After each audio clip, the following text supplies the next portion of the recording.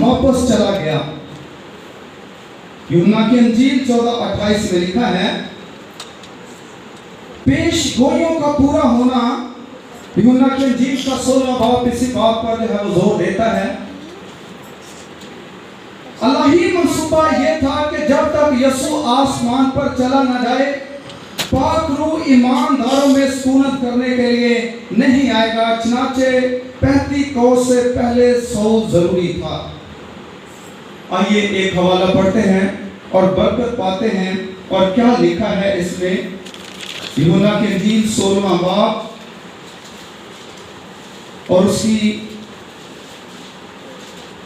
7ویں آیت لکھا ہے، لیکن میں تم سے سچ کہتا ہوں کہ میرا جانا تمہارے لیے کیا تمہارے لیے فائدہ مند ہے، کیونکہ اگر میں نہ جاؤں تو وہ مددگار تمہارے پاس نہ آئے گا، لیکن اگر جاؤں گا تو اسے تمہارے پاس بھیج دوں گا۔ اس لیے بھی میرے عزیزو مسیح کا صعود جو ہے وہ ضروری تھا۔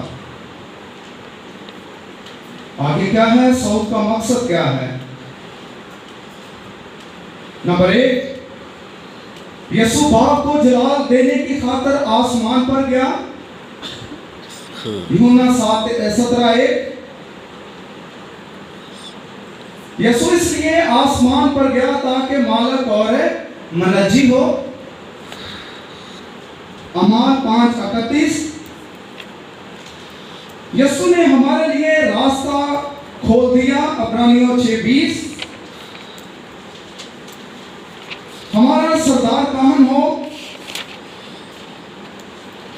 یا ہمارا سردار کہاں بنے۔ عبرانیوں کے 2 حوالہ جات دیے گئے ہیں، پڑھیے گا۔ پھر آگے ہیں صعود کے نتائج۔ اس کا نتیجہ کیا نکلا؟ مسیح کے آسمان پر جانے کا نمبر 1 کیا ہے؟ اس نے آدمیوں کو انعام دیے۔ عیسیوں میں اس بات کا ذکر کیا گیا ہے، عیسیوں 4 باب اور اس کی 8ویں آیت۔ نمبر 2، چونکہ وہ آسمان پر گیا اس لیے روح القدس نازل ہوا۔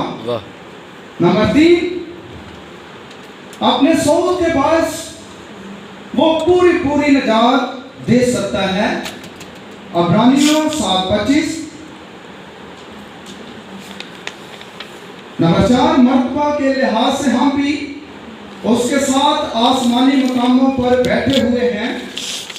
نمبر 5 کیا ہے؟ کہ اس نے آسمان کو پاک کیا۔ آئیے اس کو پڑھتے ہیں۔ ایوب کی کتاب میرے ساتھ نکالیے۔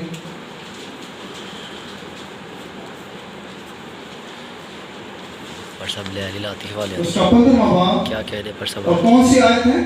خدا در اور بلیس کرے۔ چلے پڑھیے گا۔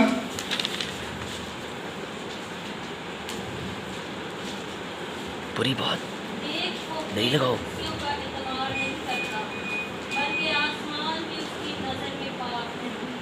آمین۔ وہ بعض ترجموں میں لکھا ہے کہ وہ اپنے فرشتوں کا بھی اعتبار نہیں کرتا۔ یہاں پر قدوس یا قدوسیوں سے مراد فرشتے ہیں، کیونکہ بغاوت ان سے شروع ہوئی اور گناہ کا آغاز بھی انہی سے ہوا۔ غرور اور گھمنڈ ان میں آ گیا اور خدا نے اسے آسمان سے زمین پر جو ہے وہ گرا دیا، اور ان کو گرائے گئے فرشتے بھی کہا جاتا ہے۔ اور جو دوسری بات ہے کہ بلکہ آسمان بھی اس کی نگاہ میں پاک نہیں، اس کا کیا مطلب ہے؟ اس کا مطلب یہ ہے کہ فرشتوں کے غلام کرنے کے سبب سے آسمان کا جو حصہ ناپاک ہو گیا تھا، جب یسوع مسیح آسمان پر واپس گیا تو اس نے جا کر اس مقام کو پاک کیا،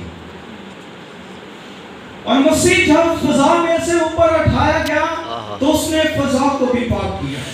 کیا بات ہے! یہ اس کی قدرت ہے۔ یہ صعود کا نتائج بھی یہی ہے کہ اس نے آسمان کو کیا کیا؟ پاک۔ آخری لائن، آئے ہم اس مسیح کی پرستش کریں اور اس کی خدمت کریں جس نے کشش ثقل کے اصول کو توڑا اور جسم میں آسمان پر چڑھ گیا۔ آئیں ہم اس کے استقبال کی تیاری کریں کیونکہ وہ بہت جلد دیدنی اور جسمانی طور سے دوبارہ آنے والا ہے۔ میرے عزیزو، مسیح کا آسمان پر اٹھایا جانا، جب وہ آسمان پر اٹھایا گیا تو جو کشش ثقل کا قانون ہے وہ بھی ٹوٹ گیا۔ قانون کیا ہے کہ زمین ہر چیز کو اپنی طرف کھینچتی، اور واحد ہستی یسوع مسیح ہے جو زمین کے نیچے گیا اور پھر اوپر آیا اور آسمان پر چڑھ گیا۔ ہم اگلے پیج پر آ جائیں گے۔ پہلے حصے میں ہم نے دیکھا